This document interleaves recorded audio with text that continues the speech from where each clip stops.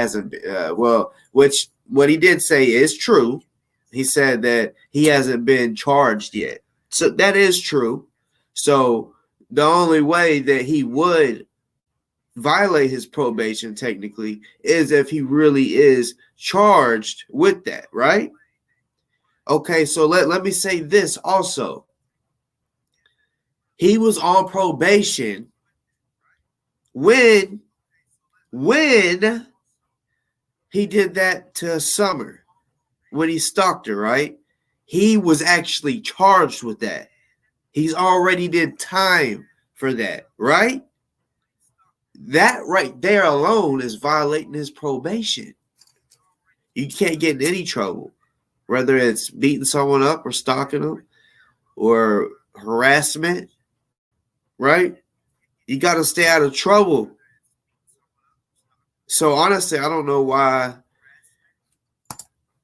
they didn't pick that up a long time ago, but like I said, he was on probation before that shit happened with Summer.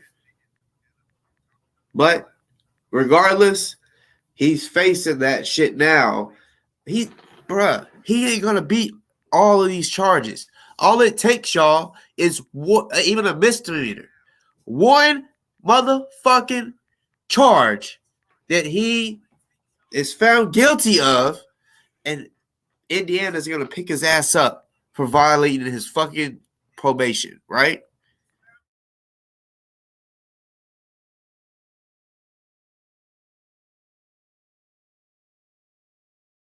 Black people like me talk to the slaves. They didn't kill him. They'd send some old house Negro along behind him to undo what he said. You have to read the history of slavery to understand this. There were two kinds of Negroes. There was that old house Negro and the field Negro.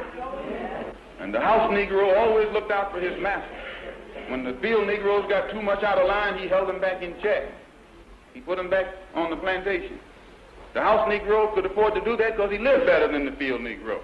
He ate better, he dressed better, and he lived in a better house. He lived right up next to his master in the attic or the basement. He ate the same food his master ate and wore his same clothes. And he could talk just like his master. Good diction. And he loved his master more than his master loved himself.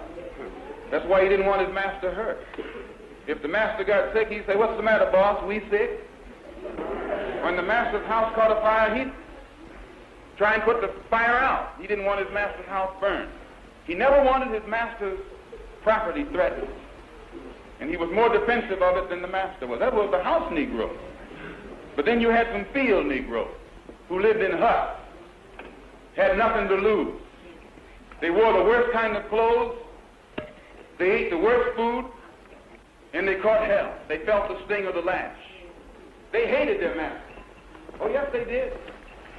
If the master got sick, they prayed that the master died. If the master's house caught a fire, they prayed for a strong wind to come along. This was the difference between the two.